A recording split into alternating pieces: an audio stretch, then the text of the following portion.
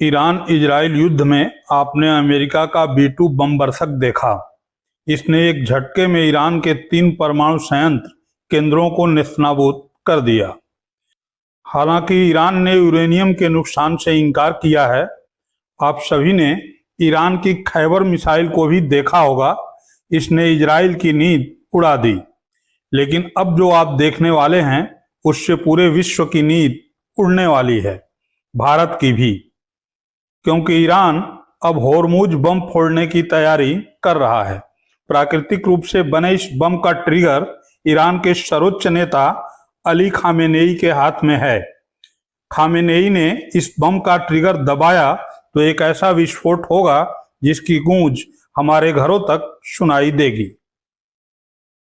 नमस्कार, मैं हूं त्रिपाठी ज्ञानेंद्र और आपने देखना शुरू कर दिया है पूर्वांचल टुडे लाइव। अमेरिका द्वारा ईरान के 3 सैन्य ठिकानों पर हमले के जवाब में ईरान की संसद ने होर्मुज जल संधि को बंद करने का प्रस्ताव पारित किया है। इस पर अंतिम निर्णय ईरान की सुप्रीम नेशनल सिक्योरिटी काउंसिल व supreme leader Ayatollah Ali Khamenei को लेना है। अगर ऐसा हुआ तो पूरी दुनिया के साथ ही भारत को मुश्किलों का सामना करना पड़ेगा। होर्मुज जल संधि बंद होने से भारत की ऊर्जा आपूर्ति और अर्थव्यवस्था पर गंभीर प्रभाव पड़ सकता है। तेल की कीमतों में उछाल, महंगाई और व्यापारिक रुकावटें भारत के लिए चुनौती बन सकती हैं। हालांकि भारत के पास वैकल्पिक स्रोत और सीमित तेल भंडार है जो अल्पकालिक राहत दे सकते हैं, लेकिन दीर्घकालिक समाधान के लिए कूटनीतिक और रणनीतिक उपायों की आवश्यकता होगी। ईरान ने पहले भी इस जल संधि को बंद करने की धमकी दी थी, विशेष रूप से 2012 और 2018 में अमेरिकी प्रतिबंधों के जवाब में, लेकिन तब इसे लागू नहीं किया गया। लेकिन इस बार यह होते दिख रहा है, क्योंकि इजराइल और अमेरिका के साथ बढ़ते तनाव के संदर्भ में ईरान ने जल संधि को बंद करने की तैयारी शुरू कर दी है, जिससे वैश्विक ऊर्जा बाजार में चिंता बढ़ गई है। अब आपके मन में सवाल होगा कि ये होर्मुज जल संधि क्या है जिसे मैं बम करार दे रहा हूं। दरअसल होर्मुज जल संधि ईरान और ओमान के बीच स्थित एक समुद्री रास्ता है। फारस की खाड़ी को ओमान की खाड़ी और अरब सागर से जोड़ता है। यह वैश्विक तेल व्यापार का एक महत्वपूर्ण मार्ग है। यह फारस की खाड़ी और ओमान की खाड़ी के बीच में स्थित है। यह 33 किलोमीटर चौड़ा रास्ता है। ईरान उत्तर में है और ओमान दक्षिण में है। दुनिया के कच्चे तेल का लगभग 21% और प्राकृतिक गैस का 20% इस जलमंडलू मध्य रास्ते से होकर गुजरता है।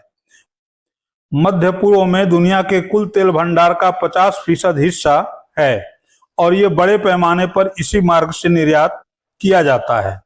यदि ईरान जलमंडलू मध्य को अवरुद्ध करता है तो यह वैश्विक ऊर्जा आपूर्ति को गंभीर रूप से बाधित करेगा और संभावित रूप से विश्व अर्थव्यवस्था के पतन को ट्रिगर भी कर सकता है।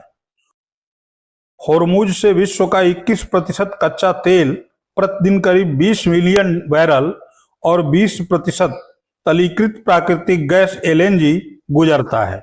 भारत, चीन, जापान और दक्षिण कोरिया जैसे एशियाई देश इस मार्ग से अपने अधिकांश तेल और गैस आयात पर निर्भर हैं।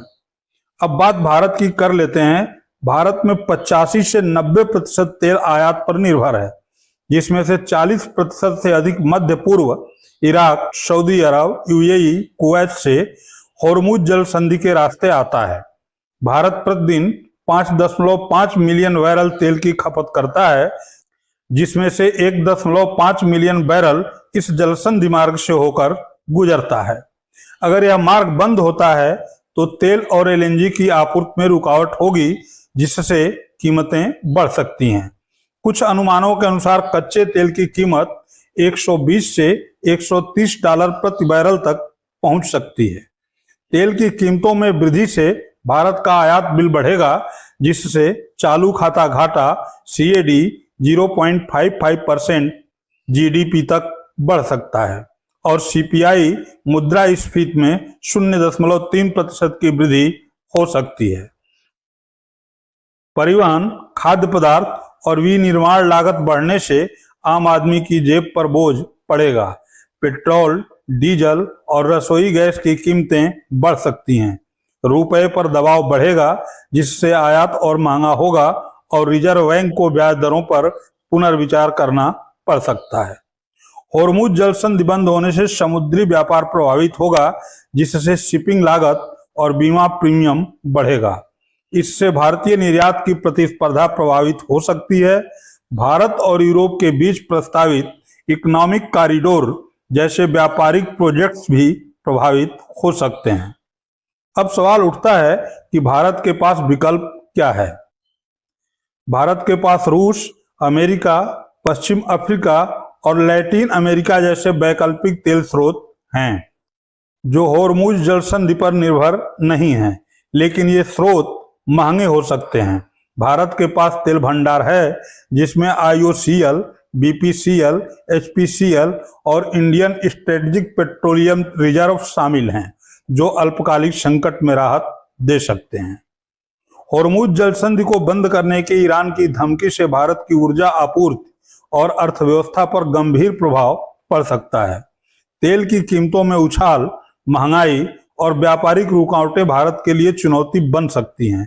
हालांकि भारत के पास वैकल्पिक स्रोत और सीमित तेल भंडार है, जो अल्पकालिक राहत दे सकते हैं, लेकिन दीर्घकालिक समाधान के लिए कूटनीतिक और रणनीतिक उपायों की आवश्यकता होगी। रही बात ट्रंप माई फ्रेंड की, तो उन्हें कोई फर्क नहीं पड़ता। अमेरिका के पास अपना तेल भंडार है। इस पूरे प्रकरण पर केंद्रीय मंत्री हरदीप सिंह पुरी ने न्यूज एजेंसी ANI से बात की है। पहले इसे सुन लीजिए, फिर मैं इसको हिंदी में बताता हूं। So far as the global situation today is concerned, the escalation of tensions in the Middle East was not entirely unexpected. In fact, we had foreshadowed this escalation, and the government under the Honorable Prime Minister has been consistently and periodically reviewing the situation, including the possibility of the closure of the Straits of Hormuz. And as I have mentioned earlier, we had diversified the sources of supply, and out of the 5.5 million barrels of crude oil that India consumes daily, about 1.5 and 2 million only come through the Straits of Hormuz. We import roughly 4 million barrels through other routes, and our companies, the oil marketing companies, have enough stocks. Most of them have stocks up to 3 weeks. One of them has in fact 25 days stocks. And we are also confident that we can increase the supply of crude through other routes should the situation so warrant.